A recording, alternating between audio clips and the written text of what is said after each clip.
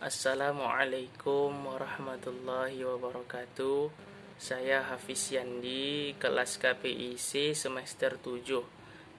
Ini adalah ceramah saya tentang Maulidur Rasul sebagai pemenuhan tugas praktikum retorika dakwah. Assalamualaikum warahmatullahi wabarakatuh. Alhamdulillahilladzi hadana lihada wa ma kunna linahtadiya laula an hadanallah. Asyhadu an la ilaha illallah wahdahu la syarikalah wa asyhadu anna Muhammadan abduhu wa rasuluh la nabiyya ba'dah. Allahumma salli wa sallim ala sayyidina Muhammad wa ala ali sayyidina Muhammad, amma ba'd. Hadirin jamaah yang dimuliakan Allah,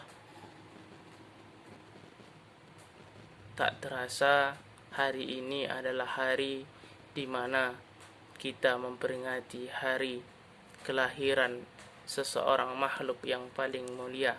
Siapa itu? Nabi Muhammad sallallahu alaihi wasallam. Memperingati hari lahirnya Nabi, Maulid Nabi. Hal yang seperti ini pada zaman sekarang masih ada yang memperdebatkan antara boleh atau tidaknya memperingati hari kelahiran Nabi Muhammad sallallahu alaihi wasallam.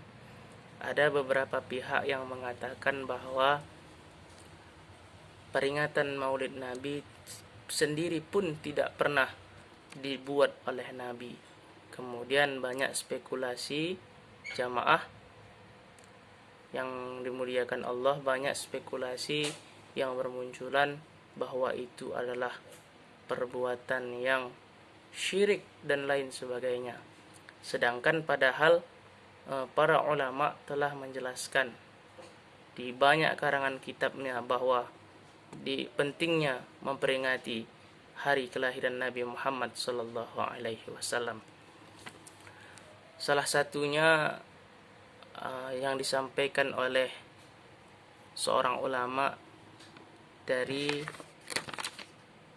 Fatwa Al-Azhar, dinyatakan oleh Syekh Athaiyah Syakor bahwa menurut Imam As-Suyuti, Al-Hafiz Ibnu Hajar Al-Asqalani, kemudian Ibnu Hajar Al-Haytami, memperingati Maulid Nabi itu baik.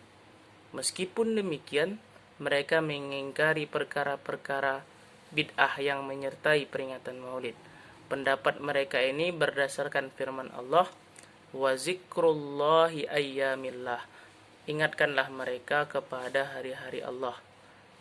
Imam An-Nasai, Abdullah bin Ahmad dalam Zawarid Al-Musnad, Al-Baihaqi, kemudian dalam Syekh Iman Al-Ubay bin Ka'ab meriwayatkan dari Rasulullah sallallahu alaihi wasallam bahwa maksud dari ayyamillah itu ialah hari-hari yang dimana Allah memberikan nikmat-nikmat dan karunia Allah subhanahu wa ta'ala yang besar. Jadi hari kelahiran Nabi pun sebagai salah satu hari yang Allah turunkan nikmat yang paling besar, termasuk yang paling besar yaitu lahirnya Nabi kita Muhammad sallallahu alaihi wasallam. Kemudian pendapat yang mengatakan bahwa Maulid Nabi itu pun tidak pernah dirayakan oleh Nabi.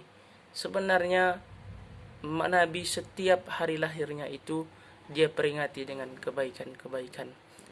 Pernah suatu ketika Nabi ditanya, "Ya Rasulullah, mengapa engkau puasa di hari Senin?"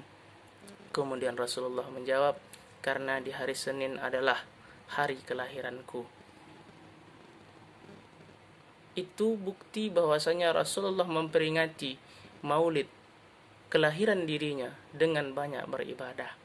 Kalau itu menjadi kias bahwa kalau kita melakukan peringatan Maulid, di dalamnya tidak ada unsur-unsur yang keluar dari syariat Islam, maka itu boleh. Bahkan ada para ulama yang mewajibkan peringatan Maulid. Apa sebabnya?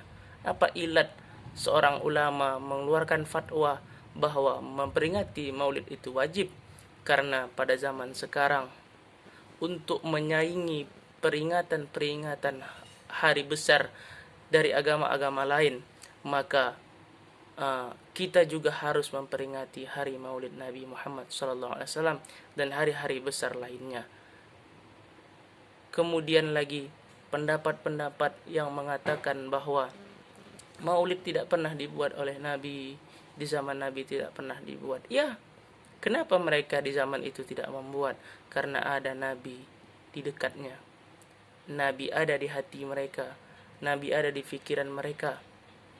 Mereka ceritakan kepada anak-anak mereka perjuangan Nabi. Mereka ceritakan kepada anak-anak mereka kisah mereka berjuang bersama Nabi. Tapi sekarang banyak hal yang seperti ini kita lupakan. Melupakan Nabi, bahkan melupakan Allah Subhanahu wa taala pun banyak. Maka memperingati ini diharapkan agar kembali kita mengingat perjuangan Nabi menegakkan syariat Islam, perjuangan Nabi membela agama kita, maka diharapkan menjadi pendorong semangat untuk kita tetap melakukan kebaikan-kebaikan dan tidak melupakan Nabi Muhammad dan Allah Subhanahu wa taala. Mungkin demikian ceramah singkat ini. Pada intinya boleh melakukan peringatan Maulid asalkan jangan ada unsur-unsur yang haram seperti ikhtilat, bercampur aduk, kemudian hal-hal yang tidak pantas dilakukan, maka itu tidak boleh. Maka ambillah manfaat dari peringatan Maulid Nabi Muhammad sallallahu alaihi wasallam. Mohon maaf atas segala kekurangan. Kelebihan hanya datang dari Allah dan kekurangan datang dari saya pribadi. Saya tutup dan saya akhiri ceramah ini dengan nasrun minallah wa fathun qarib wa basyiril mu'minin. Assalamualaikum warahmatullahi wabarakatuh.